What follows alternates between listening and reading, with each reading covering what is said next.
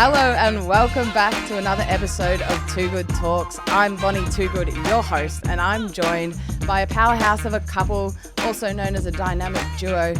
I have the Turner-Heppells with me at the moment. We've got Dyson and Kate in the studio. Hey guys, how are you? And thanks for joining me today. Hey Bon, thanks for having us. Yes, Bon. So good to be here. Thanks for the invite and KT's first podcast. I know. Wow. I'm really excited about this concept, and it made sense when I was like, okay, I really want to get Dice on because obviously from Essendon, I know Dice, great relationship, and I was like, but Kate, I think we need to unlock like what her special power is here, and I think it's going to be energy, talking, having a bit of a yap. I can talk, I can yap. You may regret it, but we'll see how we go. Yeah. But we've now got 3 people in a room that can yap and talk, which is maybe Let's dangerous. go. Who knows what will happen here, know. but looking forward to it. Now, it's been a big couple months for the both of you. After you retired from AFL, obviously still going to play for Port Melbourne, which we can talk about later in the pod. You've had a lot going on. No doubt. It's been a big few months. Yeah. No, she has been big. It's sort of like, eventually coming to the decision to hang up the boots and going through the whole emotional process of that and playing the final game. And then all of a sudden, it's the reality sets in of, footy's done, this next chapter of life. And but it's been navigating this period of ups and downs. But overall, we've had a lot of fun over the last probably 4 or 5 months. Oh, we've done heaps. We've done heaps. You had an enormous wedding in there. We now, did. can I just say, looked spectacular. The wedding of the decade, I want to say. But huge. also, We'll take that. your wedding video, I think, could have been nominated for like a Golden Globe or something because that wedding video was pretty spectacular. How was the day? It was amazing. Yeah. And yes, that video, I've watched it. We've probably watched it like 70 times. Shout out to Tango Films. Lockie, he absolutely flushed it. So that was elite. But what are your thoughts, KT, the wedding in general? Well, it was probably the best weekend of my life, easily, not probably. I never wanted to get married. Yes. And after some wearing down over a few years, Dice convinced me that it'd be a good idea. And yeah, so glad we did. Just having all your best friends and family all together all weekend, like, it was unreal. You can't match it. Yeah. How long, if you don't mind me asking, how long have you guys been together? Yeah, we've gone 15 years. So we got together in my year 12 year. Kate was going into year 12, so she was year 11. And then, when I got drafted, Kate was still finishing school back at New Haven College at Phillip Island. So she's been a journey. She was a bit of a, 15 years deep and finally got it done. So finally. Yeah. Why were you not wanting to get married? I just never did. I just never cared. And I think as soon as Dice and I got together, we were pretty much married from 17. Yeah. So I just didn't see the need for it. I didn't see it as important to confess our love in front of everyone and tell the government we're married and committed. I was like, none of your business, I'm good. But then, Dice ended up proposing. It was never going to be a no if Dice proposed. And then I think 2 years ago, Dice proposed. But I never said, will you marry me? I said, will you spend the rest of your life with me? So it was like, we weren't actually going to do the full proper nuptials and the works. Yeah. But then Kate came around. Well, then I thought about it and I was like, what? I'm being so stubborn for what? So I ended up proposing marriage to Dice about a year later. So look at that, the double proposal. Look at romance. Yeah, it's massive. Doesn't it just make you happy? Yeah, I know. I'm not really that type. And then I got so awkward. I got him a ring and I'm like, how do you do this? There's a classic proposal. We're just sitting on the beach. It was actually dolphins come rolling through up in Byron, and then Kate's like, so I've got a ring for you. Do you want to do this thing properly? I was like, yeah, beauty. Oh, that's so great. Yeah. We found a bit of a compromise. I was like, I'll actually come around to this. Yeah. But true, it is a bit funny with marriages. Why do we have to confess our love and, say to the government, hey, we're married? But I've got something about having a love party like that. It's just celebrating love, I think, is the dopest thing. Well, it's funny you say that because I wanted the wedding, which was not actually going to be a wedding. It was going to emulate a wedding. Yeah. But we weren't doing any of the legal stuff. And I was like, let's just call it a love party. And Dice, I hated it. There's no way I'm Kate's telling my best Yeah. mates to go, come to our love party. like, no. It Sounds does like sound a like massive, something else. doesn't it? Yeah, exactly. No, we had a ball though. Yeah, had the best best 3 days ever. And I think the funniest thing for me was the Herald Sun actually put some photos up at the end of it, and the one they picked was KT straight arm and a Carlton dry on someone's shoulders. I was like, that's perfect. I think it just summed up the weekend. Yeah, perfect. It looked incredible, and congratulations to the both of you. Thank you. You've also started a clothing company, really. That's Yes. the biggest thing we've done lately. That's yeah. been massive. Yeah, the label has just been, so much fun, and it had been stemming for a while. Like, we had the idea in the works for probably 4 years, but never really pulled the trigger on it, and just did a lot of background work to make sure that it's something that we wanted to bury into and could see a sustainable future for. I guess the story behind it is what sort of stemmed it all, and we've been sort of running with it since. So, I guess we can dive into the story if you want. Yeah, I'd love to, because there actually is a great video on your website that is a little bit of an origin story as how it all came to be. But I'd love to talk about H-Man for a little bit, Harrison. What he's been able to step through and knock down all of these expectancy barriers, and he's just been like, with all his positivity and how he just keeps fronting up day in, day out is genuinely inspiring, and I love how you've harnessed that for the brand. But if we talk about it, Kate, let's start with you. The first day that you met H-Man, because that must have been a moment for you. You're like, oh, this kid, he's special. Yeah, well, Dice met him a bit before me. That they got him out to the club when he was 4 or 5. 5. And I met him a little bit after, and actually at the Royal Children's Hospital, because he spends so much time there, and he was with his older brother Miller, who we love.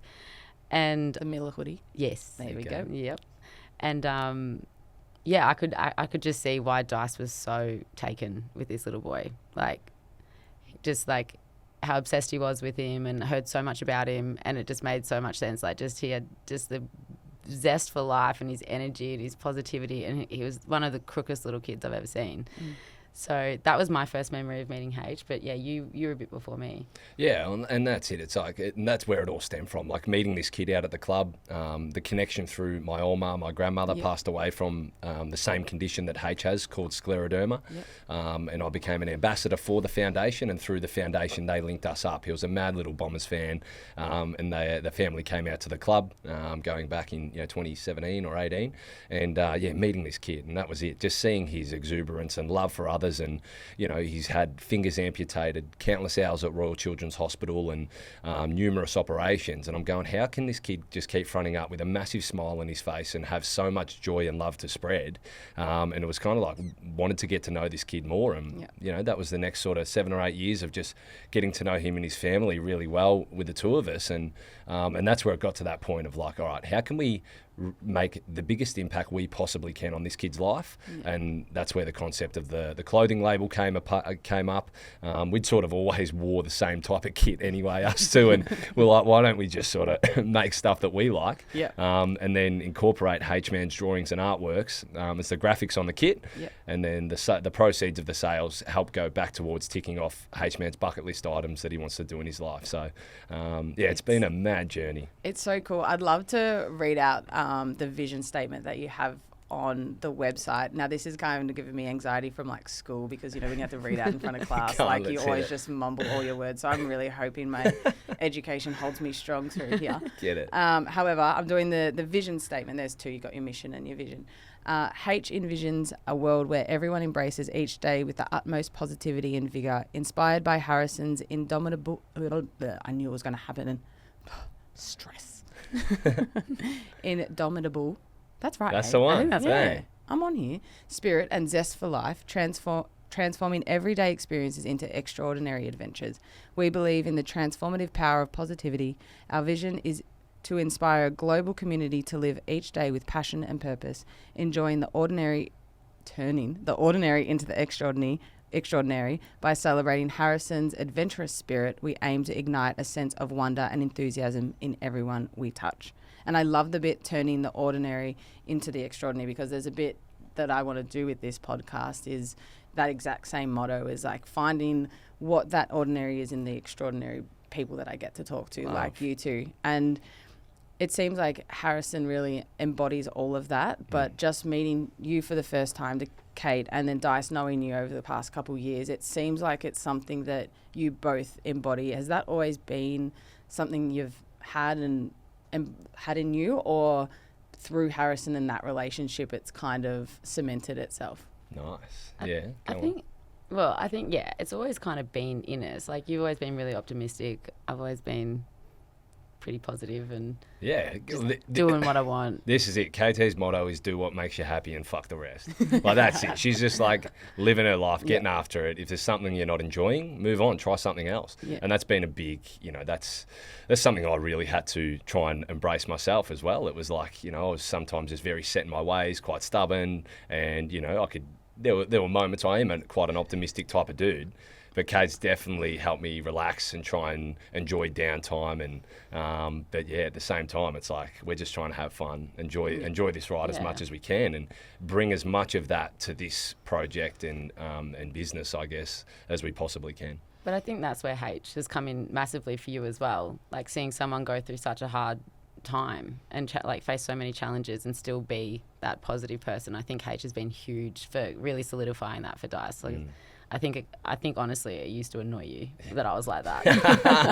You're like, what are you doing? Why are you smiling? Be all so the time? serious. Take something seriously for once. Yeah. So I think H has definitely been really big for you for that. Yeah, for sure. And that has been a massive part. I reckon for the back half of my career, came into my life, I guess, at quite a pivotal time after we missed that whole year off with the band through the supplement saga, and met him just post that, and it was like, okay, he gave a real piece of perspective on my life and sort of really helped me enjoy my footy for the back half of my career, and it was a big part in that, no doubt. That's incredible, just to explore the impact that he's had. Like just a young boy on like two grown adults, who's just like doing what he's doing, and then he's a classic though. I feel like he's lived a whole life in his 12 years. Like he's had 5 or 6 girlfriends. He had a couple at once, like in the one time, like doing his thing. Just he's a funny unit. I know. And he's just having a dig. Yeah. Like he's getting after it, the boy. It's great. Oh, that's so incredible to hear. Like there were things that you touched on there that I'd like to explore a little bit more with some of the challenges that you face, and then Kate, like your perspective on that. But just to wrap up a little bit about Haych The Label, like, what's the next thing on the bucket list for him? Bang, what do we got? Well, the big ticket items, we'd love to get him to the UK to some soccer games and visit some EPL clubs. He loves his soccer. Messi, Ronaldo. What's his favourite? Messi, Ronaldo. Yeah. He's just like, wants to meet all the big dogs. We're like, no worries, mate. I'll give him a call. Leave him with me. That's it. And then to America, to some NBA teams as well. But what do we got coming up? Next one's the F1s tomorrow. Literally. So we're taking him to the F1s. Yeah. We got we're doing an inner sanctum experience with the Melbourne Storm. With the Storm. So training on Monday, going to their game on Thursday, so presenting to the playing group and things like that, which will be awesome. That's sick. Then I think by the end of the year, I think H's thing has always been he wants to help as many people as possible. So we've got some big plans to kind of expand the reach and the platform other kids, hopefully with other diagnoses that have their own stories to tell as well. So we've got big plans. And so H's main thing is just wants everyone to live life. Yeah, that's it. This is Have it. fun. Spread that, Smile, positivity. Yeah. Oh, I love it, guys. It's so cool what you're doing, and we're all repping it today. We are. Made sure I got rocking my the hands kit. on We some love kit it because it's so good. You should see all the mornings the crew's walking in at the club at the moment. It's a different H piece. So nice. Everyone's loving it. Everyone's so been good. so supportive. Yeah, it's awesome. It's been really fun to watch, like what you guys are doing. I think it's really special. So keep it up, and I can't wait what those big plans are going to be later on in the year to have a further reach and impact more people. If we could change tact and talk a little bit, well, I suppose you guys have gone through Dice's AFL career together. Yeah. You were there when he got drafted.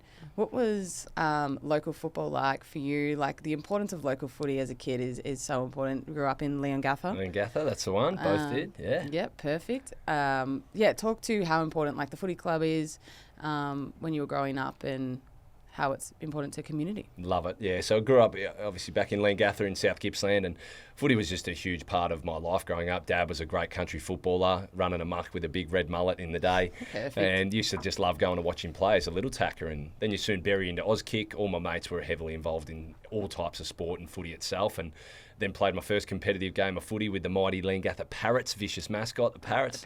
And I didn't lose a game for my first 3 years. Dad was a coach. Thought, how easy is this caper? 3 flags, 3 years, and haven't won one since, but that's all right. But just an awesome childhood and upbringing, playing footy, a lot of basketball, sort of played a fair bit of b-ball with Melbourne Tigers down in the city, so travelled, a lot of travel as a kid as well for various sports. But I guess, and then just following the different pathways through Vic Country and then onto Gippsland Power in the TAC Cup. But I guess the footy and forming friendships, different networks as a kid, getting to travel, that competitive spirit, but also the camaraderie of a team throughout footy has been incredible. So big part of my life, no doubt. Yes, so fun. I like the. In my first year of AFLW also won a premiership. I'm really hoping that I get to repeat that. Yes, that would be really good. But was that similar to? Did you play sport growing up, Kate? Yeah, I did. I was a netballer, swimmer, bit of basketball, but I absolutely sucked at it. That was more my twin sister's caper. But always involved in sports clubs. I went to MDU, the Mighty Demons. Minion. So I wasn't a Gather girl. Kate hasn't grown since she was in grade 6, so she used to be like a full massive weapon. Yeah, she was a so beast, was backing them down in the post on the b-ball court and like. I'm tiny now. Everyone thought I was going to turn into some NBA player. I was like, nah. Didn't even know how to dribble. Stopped. Yeah. Stopped growing. Netball, what position did you play? I was a GA young, and then I was a GD, and then as everyone shot up and I stopped going, I was the WD, which I love, which cops a hard rap, and it's my favourite position. Honestly, hardest position on the court. For real. I will crucial. When they say we're going to drop WD out tonight because we don't have enough numbers, big mistake. I will die on the hill that it is one of the most crucial positions on the netball. Hey, I'll die up there with you. Yeah. Okay, that's all right. Draft night. You came through pick number 8. Yeah. Would have been an incredible lifelong dream. Long life Bombers supporter as well. Correct, hey? That is true. Yeah, no, I was a mad Bombers fan as a kid. Running around with Hurdy's number on my back and, eventually turned into my first coach. So that's crazy. It was an incredible experience. We'd sort of, throughout my draft year, I'd spoken to every single club bar Essendon, including Richmond, whose Kate's uncle, Francis Jackson, was the head recruiter at Richmond. So we had a random little interview with Richmond, and I'd call him Frank because that's what they called him. And they're going, who's Frank? Who's Frank? Yeah. I was like, Francis. But anyway. Obviously. It's about that little inside one. But, but Frank decided not to pick me. They had picked 6, and I said, right, bug you. Yeah. But I was happy he didn't because I ended up at the Dons. Yeah. Meant to be in the end. It was. And, and throughout that year, I hadn't spoken to Essendon at all until the night before the draft. I had my pre-draft interview sitting around our tent in the Burleigh Heads Caravan Park on some camp chairs. Yep. And Hurdy said, look, if you're available at pick 8 tomorrow night, we're going to take you. So that was my pre-draft interview, and away we went. And look at you now. There you go. There's your first coach. True that. First coach, and just an incredible mentor and friend throughout that period. So, it was a great start to the career, and we went 14 years deep, and here we are. 14 years deep. What, Kate, for you, for Dice's career, what are some of the things that, stick out to you, highlights? It's so hard. I think a lot of it really isn't actually the footy. It's kind of what you've done with the people we've met, the places it's taken us, and more what you've personally, you shaving your head for the bushfires, shaved off your dreads finally. Yeah. Way too long. Raising over $350,000. Incredible. And then you shaved your beard for Haych. And I think it's more that. Yeah. More the people we've met. We've made some incredible friends who will be friends for life. But no, and you getting capped and things like that, all the typical ones. But I think the things that have brought you the most joy have actually been off the field. Yeah, good shout. No, thanks, Dale. Nice. But I think you hear that, though, from, many athletes post their career, is that it's actually all of those things that is the day-to-day that you miss and that you cherish, is those conversations, the people that you get to meet. In the AFL circle, you get to rub shoulders with some really important decision makers, and you get to learn so much from different people, but then also how important it is to give the time to everyone. And I think that's what you've always done really well, Dice. I remember, I don't know if I ever spoke to you when I was coming to the club, but I know the first time we kind of met, we were at Marvel Stadium, I think, and it was the first time I actually put on the kit, and we were taking a photo because it was when the AFL were launching that every club had the men's and women's team. Yeah.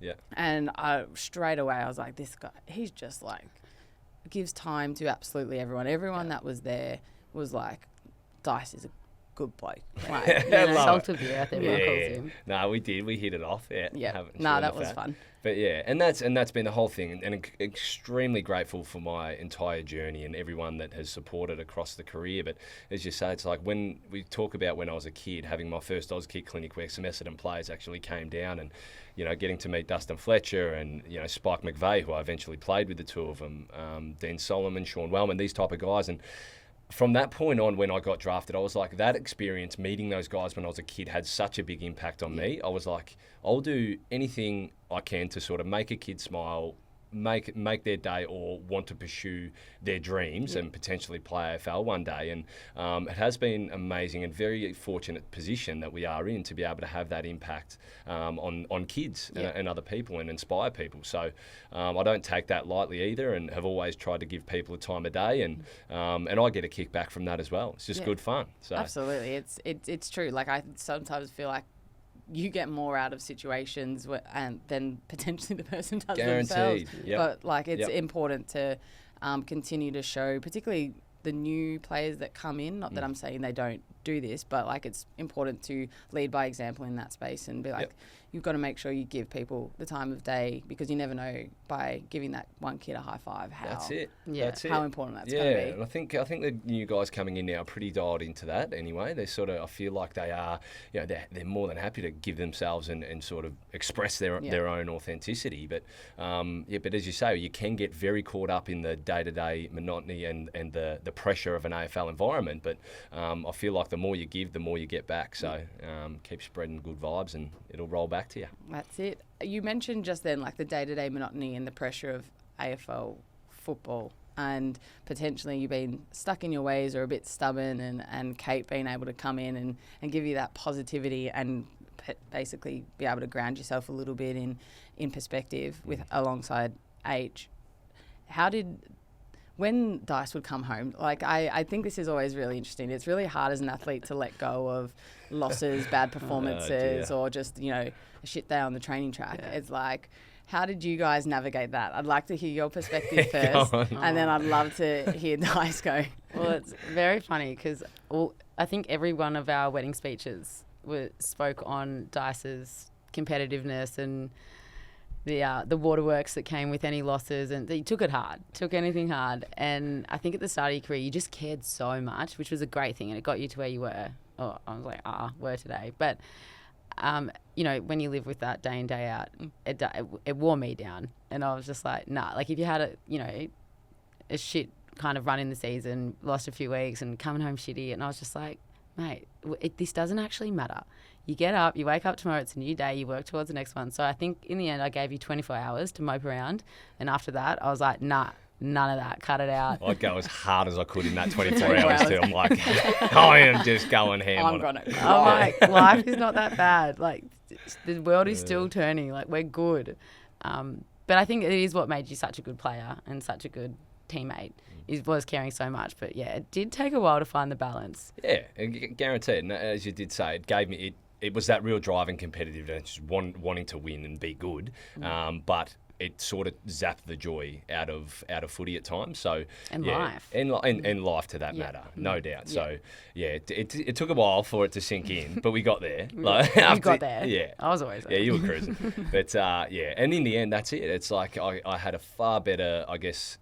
I grew up emotionally. I had a far greater emotional intelligence to be able to handle any adversities and be able to move on from them pretty quickly, gain that perspective, and then not bring too much home. To just dump on Kate, because you are unbelievable like that. I'll give you that. If I've got anything going on, can just throw it on your shoulders and you handle it for me. So perfect. Did you ever? I've actually just come across like a book called The Third Space. Nice. And it's all about like how you transition from like different spaces or like wearing different hats. It's like, yep, I'm in athlete mode, got my athlete hat on, but when I'm home, like, I'm a partner and all of that. And there's this like third space that you can get into that allows you to transition easier. So it's like whether you're in the car right before you get inside, you take deep breaths and you're able to like, okay, let go of the stresses. So when I'm at home, I could be super present.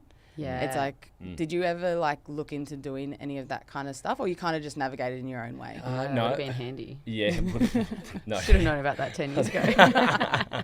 I think I certainly, as the career got on, I was very, I guess I was open to trying different modalities on what really helped for me, especially the mental part of sport, and which then flows into life in general. So loved meditation, and now more recently diving a lot more into breath work and things like that you can get, if you have the awareness that you are heightened or you're in this emotional state, that you can have a bit of a trigger point where you go, okay, have the awareness that I'm in this space, and then just sit down and try and be present for a minute as a bit of a circuit breaker, and then come back to what you're doing. So I've certainly learned to get better at that over the years. And definitely better. Thanks, Dale. Way better. Good job. Thank you. Proud of you.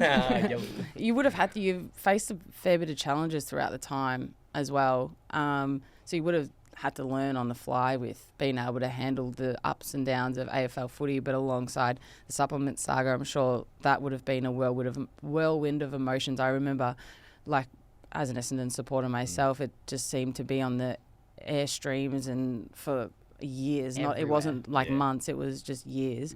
How was that as a partner, watching Dice go through that, and what were your feelings throughout that time? Oh, it was the worst. I think as a partner, you're so out of control, and it's not your role, and it's your career, and it's, I was always very careful not to overstep my mark in not being too involved, and always being on the sidelines, being supportive. But when that hit, just knowing it from the inside out, and knowing the integrity that you have, and like so strong in you, just knowing that like no positive test, and you didn't do anything wrong, and like I know that. But when the whole country is telling you that your boyfriend's a cheater, when that's the complete opposite, and when you are a fiery person that I am, it was hard, because Dice just, your way of coping was just get on with it, don't give them attention, just do our thing, don't focus on it. Whereas if I feel something's very unjust, is that the word? I definitely bark up a bit. It was hard. It was hard wanting to defend him, but also respecting Dice's position and how it was so media focused and heavy in the media. So I think in the end, I just had to get on with it as well, and more be there for Dice rather than worry about, myself and saying what I really thought about the people, walking down the street and stuff, people yelling out to him, and I'm going, look, get a life. Like, you don't even know him. You don't even know the story. So like, Caitlin hammer and tong a few, which was you're just there to back me and support me, and just like you were there in incredible amounts throughout that time, and helped me get through it, which was amazing. But when you would dish at the crew that were barking across the street, that was very funny. Yeah, a few nights out. Yeah. Bali a few times. Yeah, true. Across the potato head pool, I'm like, shut the Hey, just being a supportive partner. That's the one. Which always have it was, back. always. Guaranteed. Exactly what you want. But, Are there any other things throughout the career that you're like, well, that was a challenge and I overcame that and I'm proud of myself? Yeah, I guess look, the big ones are, I guess, are injury challenges and things like that, where you're missing periods of footy, and why you're a leader as well, and trying to navigate that. I think overall, just proud of myself for just fronting up every day, with no matter what was going on in life or within the club. I come in and did the best I possibly could in whatever environment I was thrown into, and just tried to have a positive influence on those around me. So. At the end of the day, I haven't had the on-field success that I would have loved, but I see my career as a success if I've had that positive influence on those that played under me, and tried to help them thrive under my leadership. Then I call that a win. So, happy days. Absolutely. I think you had a very successful career, despite, yes, not the ultimate success of lifting up the cup, but what you've been able to do individually, the individual accolades, but also your impact. Like, around the club at the moment, I'm like, I wish Dice was still here. I was like, where's nice. just like the coffee chat where we were just like, let's spitball a leadership idea right now for 5 minutes. Your energy, and you're a very authentic person, and you see that through what you're doing with Haych The Label, but just how you go about your life. And both of you too, like, again, only meeting you just today, Kate, it seems you're the exact same, very authentic in who you are, and basically give zero fucks, eh? Yeah. Pardon the language. Sorry, we'll bleep that out. Good one. We'll move on. This is one of my favourite segments. It's called Too Good To Be True. Let's go. Now, let's go. The premise of this segment, you're going to give me a statement, and it might be a truth, and it might be a lie. And from there, I'm going to start to do my best detective work and see if I can figure out if it's a truth or a lie. I'm happy to go first if you need a little bit more time. Kate, you kind of got handballed this one. Yeah, Dyson. KT, you've got some stories. I've got a lot of stories. You're also good at making shit up, so we'll see what happens here. If you want to go first, Bon. I can go first. All right, let's hit it. All right. Let me just put my... When I was 8 years old, I got bucked off a horse. Yep. Dang. True. So we need to say true or false. You can ask me more questions to figure it out. What sort of horse was it? It was... Look, I'm not great with my horse analogies. You can go colour. It was a brown horse. And where did this horse live? So down in Gunnamatta, Mornington Peninsula, they have I was going to say a ranch, but that's very American, isn't it? I've been watching. What is it called? A stable. Yeah, I've been watching Yellowstone. Oh, great series. Mm-hmm. But we digress. Yes, a stable. And it was a friend's birthday party. And it was like you go on a little trail situation. Okay. Oh, see, I don't know if I'm just gullible, but I already think that's so true because I know there is a horse thing down there. You got that's realistic. What happened? Like, were you okay? So the story goes is that we were on the trail. It was like a mid-trail ride, and at this stage, like if I set the scene for you, I had like a pixie cut. I was like a real tomboy. I was the only girl out on the oval playing footy. Yeah, that kind of type. So yeah, you got the image. Sitting on this with my trackies, it was a bit cold, and I went to the... Is it bareback or saddle? Nah, saddle. Yeah, not that advanced in my horse riding. At 8 years old. And I tell the person that had my lead of my horse or something, I don't know, because I was young. The reins. Yeah, that thing. And I'm like, hey, I got to go to the toilet.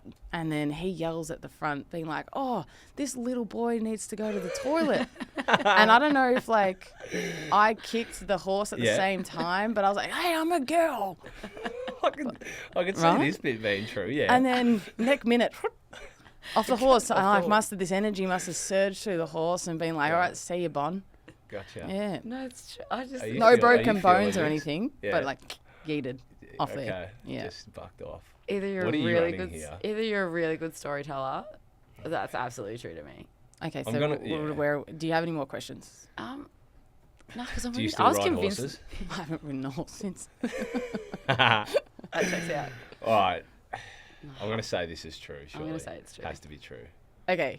Parts of it are true, but the sentence itself is a lie. Wow. So what really happened? You didn't actually get back. You got called a tomboy. Yeah, I got a tomboy. You were a boy. Yeah, I had to be like, what about this will be like, actually interesting about the story. I got mucked off. Fair game. All right, you got us. Yeah. Well done. That's good. Yeah. There you go. KT, have you got something? I got something. All right, go on, hit it. I don't know what sort of themes we can run with here. Just run what you want. Run with the theme that springs to mind. The world is your oyster. I got held at gunpoint in Thailand. This is a theme, and I like it. Okay, in Thailand. How old were you? 19. 19. Why were you in Thailand? I went with my sister and a friend for 3 weeks, just for a holiday before Christmas. Yep, that's great. So 3 weeks in Thailand. What's like city? Were you in like Bangkok? Flew into Bangkok, and we were heading to... Where's Bangla Road again? Where's that really famous... Bangla Road? No, Bangla. And I actually haven't been to Thailand. Oh my God, like the... You're in the main like hub. the city, like the party city. Yeah, Phuket, yes. My brother was just there. Yep, Phuket. Yep. Yeah. Okay. Oh, and all around. Went to Why different were you islands. held at gunpoint? Because we got a bus from Krabi to Phuket, and we paid for it, and we were meant to get dropped off at our resort, and they pulled in the guys, and we had about 5 Dutch people with us. There was other people on the bus. Oh, so you were on the bus? Yes, we were on a bus, and then they pulled over about maybe half an hour out of our resort, Phuket. Not resort. It was not a resort. It was a shitty backpackers. And Holes in they, this story. you weren't there. And Dyson, chime in if you have any questions. yeah, they told us that we owed them more money. And I said, no, that's not going to happen. And they ordered us all off the bus in this little car park. And the Dutch people had no idea what was going on. Everyone started crying. And I just absolutely staunched up to them, was like, take us where we need to go. And they're like, give us more money. And we stood there for about, I'd say like an hour and a half maybe, and then my friend eventually backed me up and everyone was crying. And then I was just like, and there was like guys with like, I mean, I don't know my guns, but I'll say they're AK-47s. Just like these big dogs out the back, like standing all around us. And yeah, everyone's in tears. And I was just like, we've paid for it. Take us where we need to go. And after a little bit, they just go, righto, get on the bus, and off we went. This is awfully terrifying at 19 years old. Staunching the gunman. Drive me to where I need to go. I don't care about your gun. I don't care. Get your gun out of my face. Like, I think Just it's drop me fake, off. actually. I am poor. I am poor. I've got no money. You can kill me if you want, but you get no cash. Right. What's your verdict? My verdict. I just now meeting you and like things that you said, I'm like, I can imagine the staunch bit. Like, I feel like you could do that. I'm pretty staunch. Yeah, staunch. She is staunch, can confirm. Okay, thank you for your confirmation. Okay. I am saying this is a truth. Hey, it is true. Well done. Yes. It's a true story. It's true. No one believes me. It's pretty heavy. I didn't even believe it when she told me. No. Like, Well, if I hadn't have done this like interview and you tell me like how, like that's why, like if you had said this story and I didn't know Kate, Dice. Could you see me staunch and gunman? No. We'd probably end up having a beer somewhere. Yeah. You like, you want some clothes? Yeah, I got clothing. I've got some kit. Just put this on, go get a couple of shots. Oh, that's well, I'm sorry that you went through that, but like I didn't even think it was a big deal until I told people like a few years ago. I was like, oh yeah, that happened. They're like, that's crazy. And I was like, no, it's fine. There you go. In hindsight, it was scary, but I was not. I don't remember being scared. You just went in full. I was just like, fight mode. I'm like fight or flight. I was like, fight. What's that thing? I'm like, you're fake. You're faking this. Yeah, go you on. saw through it. Yeah. You saw through the bullshit. I was like, yeah. don't. I'm like, you're not gonna pull the wool over my eyes with that. You're not gonna shoot. You're not gonna shoot me. Yeah. So you're not going to shoot the Dutchess either. No. No, well, there you go. I'm Yeah. glad I got it right. That's well one, done. one Yeah, okay, one to I bond. think I gave away One zip. too much detail. You did. So in future, I'll just withhold some detail. Maybe I'll win it. Yeah. Or you just change one little like aspect of it and it's like, it's a lie. Yeah. Yeah, it's all right. We can, that was my tactic today. Anyways, thanks for playing along for that. Yeah, that was loved pretty it. Cool. Yeah. You want to try? I don't want to try. All We right. don't have to, but you can. Okay, what have I got for you? It's the worst lie. Let's go. Okay. Got held at gunpoint and we had a shot. Car got stolen. Car got stolen from a car park, and the car was later found burnt out on a highway. What kind of car? A Subaru. Subaru. Trusty Subaru. Subi. How long ago was this? This was when I was 18. What highway was it found on? It was found just out of Werribee. This is a Just lie. near Werribee. This is a lie. Are you saying it's a lie? Is that your final verdict? Nah, I got more questions, hey. Okay, the Subi. What model was the Subi? The Where did it Subi- get stolen from? It got stolen from High Point Shopping Centre.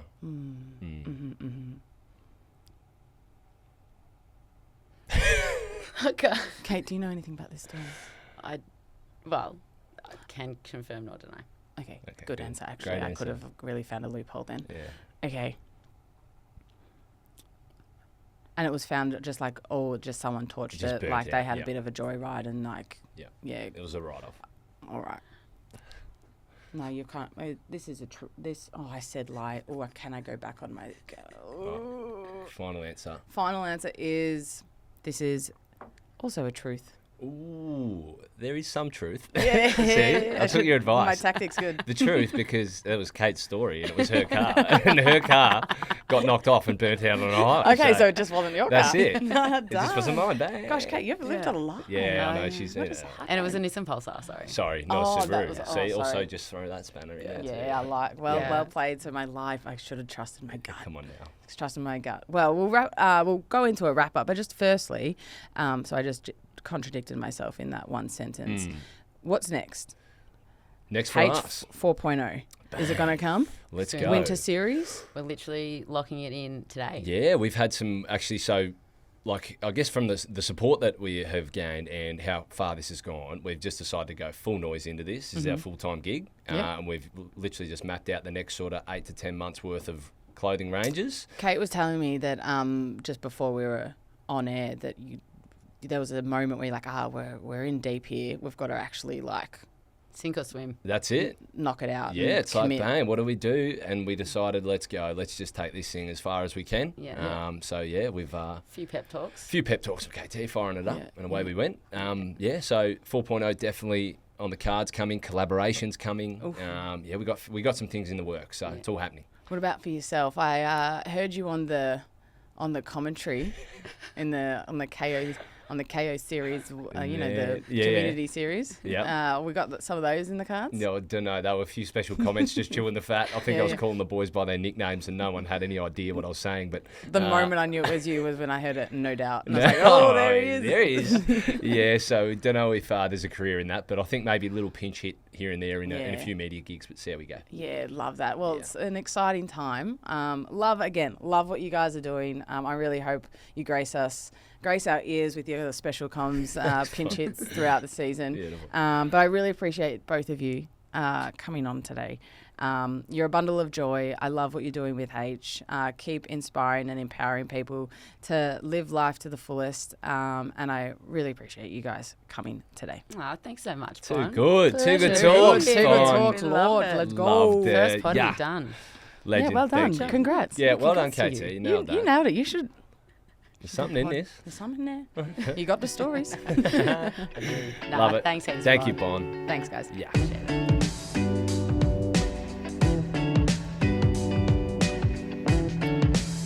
And that was episode 3 of the Too Good Talks podcast. See you next time.